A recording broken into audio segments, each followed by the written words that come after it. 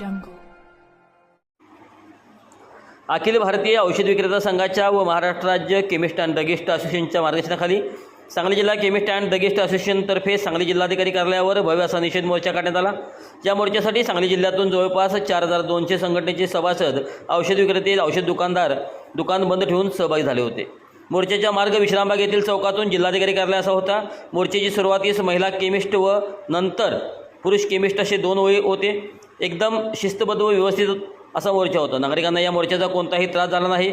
मोर्चाचे कारण ऑनलाईन वरून बेकायदेशीर औषध विक्री, गैरप्रकार, झोपेची, नशेच्या, गर्भपाताची औषधं डॉक्टरांच्या चिठ्ठीशिवाय मिळत असल्यामुळे हा बंद पुकारला होता। तसेच मेडिकल स्टोअर्सला सर्व कायदे शासनाने लागू केले आहेत, पण ऑनलाईन विक्रीसाठी असे कायदे शिथिल केले आहेत।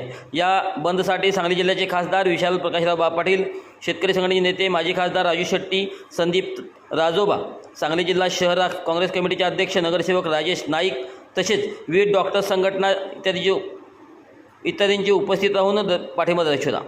त्यानंतर माननीय जिल्हाधिकाऱ्यांना निवेदन देण्यासाठी संघटनेचे शिष्टमंडळ विजय पाटील, रवींद्र वळवाडे, विनायक शेटे, सोमेश्वर खरारे, भरत सावंत, सागर साठे, सचिन सकळे, सुशीला हडदरे इत्यादींनी निवेदन दिले। यावेळी जिल्हाधिकाऱ्यांनी खूप चांगला प्रतिसाद दिला। तसेच पुढील आठवड्यात तातडीची मीटिंग घेऊन या विषयात सांगली जिल्ह्यात नशेची औषध विक्री बंद करण्यासाठी पावले उचलली जातील असे आश्वासन देखील दिले।